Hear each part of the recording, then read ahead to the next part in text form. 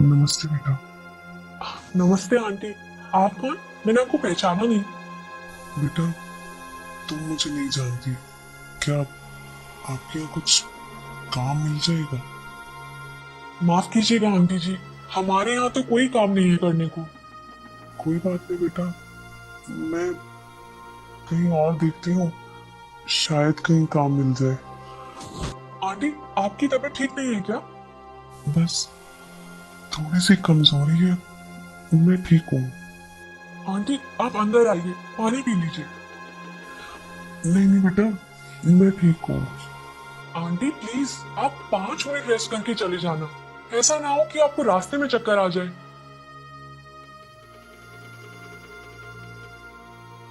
ये लीजिए आंटी जी। अगर आपकी तबीयत ठीक नहीं है तो आज आप यहीं आराम कर लीजिए। नहीं नहीं बेटा, मैं यहाँ नहीं रुक सकती। बस थोड़ी सी कमजोरी है।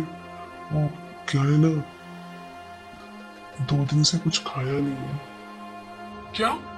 आपने 2 दिन से कुछ नहीं खाया? आपका व्रत था क्या? नहीं बेटा, वो 2 दिन से कोई काम ही नहीं मिला, तो खाने का इंतजाम भी नहीं हो पाया। तो आंटी मैं पहले आपके लिए खाना लाती हूँ। नहीं बेटा, अगर कोई काम है तो पहले वो करवा लो। वैसे मुफ्त का खाना नहीं चाहिए। आंटी काम तो मैं सुबह ही कर लेती हूँ। मैं, मेरे पति और मेरी छोटी सी बेटी रहती है इस घर में। आप प्लीज खाना खाने के लिए मना मत कीजिए। अगर आप कुछ खा लेंगी तो आपकी तबीयत ठीक हो जाएगी। नहीं बेटा, मुफ्त का खाना भीख मांगने के बराबर होता है। और भीख में मिला खाना ना तो मैं खुद खा सकती हूँ, और ना ही अपने पति को खिला सकती हूँ। आपके पति कहाँ है वो आंटी जी? यही पास की बस्ती में एक छोटे से कमरे में रहते हैं हम दोनों। वो बहुत बीमार है और बिस्तर से उठ भी नहीं सकते। उनको रोज दवाई खिलानी होती है, और दवाई खिलाने से पहले खाना भी खिलाना होता है। काम करके जितना मिलता है उससे कभी दवाई या फिर खाना ही खरीद पाती हूँ। आपके बच्चे नहीं है क्या आंटी जी? आप अकेले हैं क्या इस दुनिया में? दो दो बेटे हैं, पर वो होकर भी नहीं है। समझ लो अकेले ही है दुनिया में। मैं कुछ समझी नहीं। आप प्लीज पूरी बात बताइए मुझे।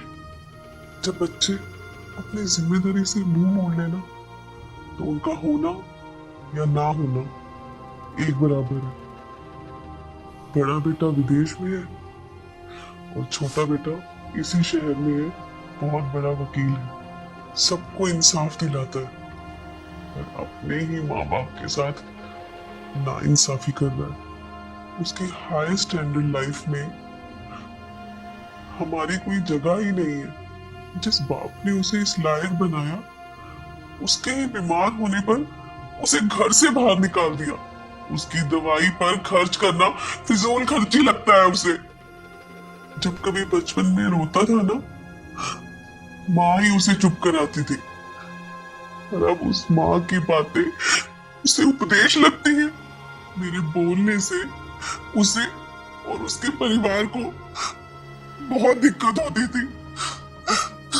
पता है बेटा, जब माँ बाप बूढ़े हो जाते हैं ना, तो बस जान से सामान की तरह हो जाते हैं। बस जब तक मन है इस्तेमाल करो, वरना उनको उठाकर बाहर फेंक दो। हम भी अपने बच्चों के लिए बेकार थे, इसलिए हमें उठाकर बाहर फेंक दिया। बस यही कहानी है मेरी। मैं चलती हूँ, शायद कहीं काम मिल जाए तो रोटी का इंतजाम हो जाएगा।